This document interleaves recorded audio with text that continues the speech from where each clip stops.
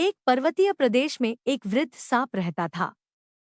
उसका नाम मंदविश था। वृद्धावस्था के कारण उसके लिए अपने आहार की व्यवस्था करना कठिन होता जा रहा था। अतः वह बिना परिश्रम के किसी तरह भोजन जुटाने का उपाय सोचा करता था। एक दिन उसे एक उपाय सूझ गया। बिना समय गंवाए वह मेंढकों से भरे एक तालाब के किनारे पहुंचा और कुंडली मारकर यूं बैठ गया, मानो ध्यान में लीन हो। जब एक मेंढक के उसे इस तरह देखा तो उसे बहुत आश्चर्य हुआ।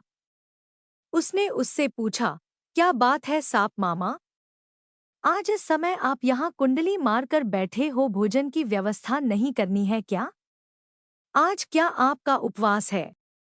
मंदविश ने मधुर वाणी में उत्तर दिया, अरे बेटा, आज प्रातः जो घटना मेरे साथ घटित हुई उसने मेरी भूख हर ली है। ऐसा क्या हुआ मामा? मेंढक ने जिज्ञासावश पूछा।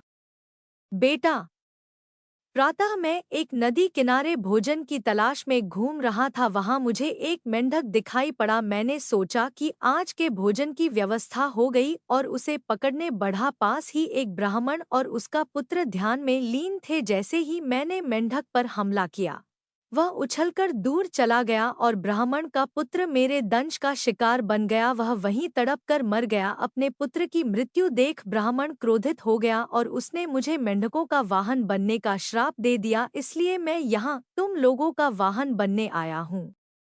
मेंढक ने यह बात अपने राजा जलपाद को बताई। राजा जलपाद ने सभा बुलाकर अपनी प्रजा को ये बात बताई। सबने निर्णय लिया कि वे वृद्ध सांप का श्राप पूर्ण करने में उसकी सहायता करेंगे। इस तरह वे सांप की सवारी का आनंद भी उठा लेंगे।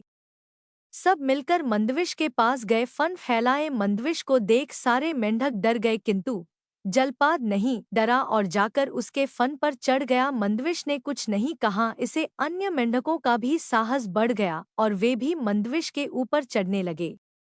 जब सारे मेंढक मंदविश के ऊपर चढ़ गए तो वह उन्हें भांति भांति के करतब दिखाने लगा। उसने उन्हें दिन भर इधर-उधर की खूब सैर करवाई, जिसमें सभी मेंढकों को बड़ा आनंद आया। अगले दिन वे सब फिर सवारी के लिए मंदविश के पास आए। मंदविश ने उन्हें अपने ऊपर चढ़ा तो लिया, किंतु वह चला नहीं। यह देख जलपाद ने पूछा, क्या बात है? आज आप हमें करतब नहीं दिखा रहे, न ही हमें घुमा रहे हैं। मंदविश बोला, मैंने कुछ दिनों से कुछ नहीं खाया है, इसलिए मुझे चलने में कठिनाई हो रही है। अरे ऐसा है तो आप छोटे छोटे मेंढकों को खाकर अपनी भूख मिटा लो, फिर हमें ढेर सारे करतब दिखाओ। जलपाद बोला।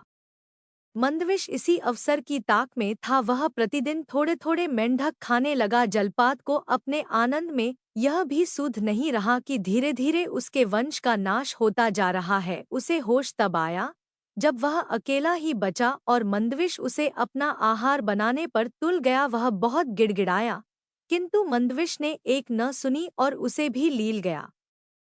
इस तरह पूरे मेंढक वंश का नाश हो गया। कहानी से सीख, अपने क्षणिक सुख के लिए अपने हितैषियों या वंश की हानि नहीं करनी चाहिए। अपने वंश की रक्षा में ही हमारी रक्षा है।